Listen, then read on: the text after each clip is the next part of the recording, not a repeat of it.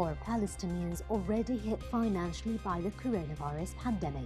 A new round of restrictions has added to their woes as infections in the occupied West Bank spike again. When the Palestinian Authority decreed the new 14-day lockdown on Sunday, some businessmen took to the streets of Hebron, the city with the territory's highest infection rate, in defiance of a curfew. The next day in Ramallah, where the PA is based, about 50 marchants rallied to voice their anger and demand the reopening of their shops, some of which had been shuttered for days before the curfew went into effect. Ethiopia's water minister denied reports that the government had begun filling a massive hydroelectric dam that has caused severe tensions with Egypt and led some to fair military conflict, while Cairo swiftly asked for clarification. Media outlets reported the government had begun filling after Minister Sailesh Bekele confirmed to the Ethiopian Broadcasting Corporation that satellite images from recent days showed the dam's reservoir swelling. Years of talk with a variety of mediators, including the Trump administration, have failed to produce a solution. Last week's round, mediated by the African Union and observed by US and European officials, proved no different. A former car industry boss who swiftly amassed riches under Algeria's ousted President Abdelaziz Bouteflika was sentenced to 16 years in prison on corruption charges in the country's fourth major post-Bouteflika-era corruption trial. Muhyiddin Takut was convicted over privileges, advantages and access to public markets in violation of Algerian laws. Takut, who also served as a minister, held a number of industry concessions and ran an assembly plant of the giant South Korean manufacturer Hyundai. Lebanon hiked the cost of rides and shared taxis and buses by 50%, the first rise in nearly a decade, reflecting soaring prices in the country hit by a financial meltdown. Public transport drivers had called for fares to be raised after a fall of nearly 80% in the local currency since late last year that has slashed jobs and pushed many into poverty. The government announced this month a list of around 300 basic goods to be subsidized by the central bank. The Kingdom of Saudi Arabia, the United States and 5 Gulf countries imposed sanctions on 6 targets Washington has accused of supporting IS operations, including by funneling hundreds of thousands of dollars to leaders of the group in Iraq and Syria. The U.S. Treasury Department said in a statement the Terrorist Financing Targeting Center, which also includes Bahrain, Kuwait, Oman and Qatar, Saudi Arabia and the United Arab Emirates, imposed sanctions on 3 money services businesses and an individual in Turkey and Syria, as well as an Afghanistan-based charity. The action freezes any U.S. assets of the individuals and entities blacklisted and generally prohibit Americans from dealing with them. Prime Minister Hassan Diab criticized some Lebanese parties of working on blocking aid to Lebanon. The Prime Minister described as shameful statements that his government heard from certain Arab states about contacts that some Lebanese politicians had held with them. Owen said it is urgent that Lebanon completes reforms as requested by the international community in order to redress the country's ailing economy and finances.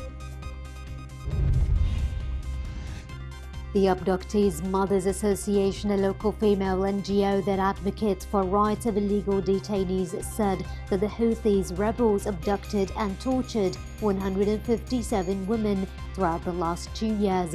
In a news release, the organization said that the women were abducted by the Houthis for taking part in demonstrations demanding better living standards for their political views or while on intergovernorate travel. It explained that it documented abuses exercised by the Houthis militants against 18 women who were being held captive in Houthi detention centers.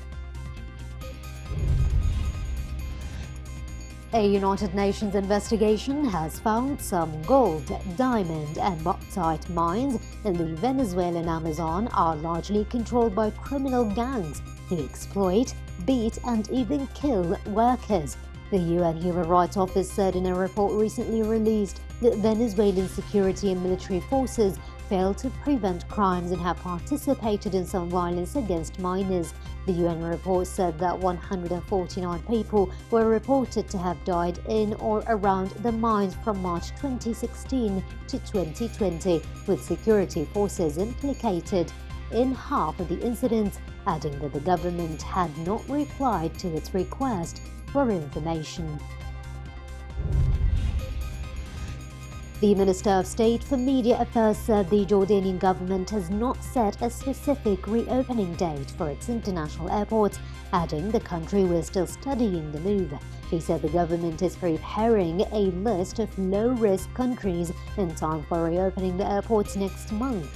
The list will be based on criteria approved by the Ministry of Health and will include countries with a similar situation as Jordan.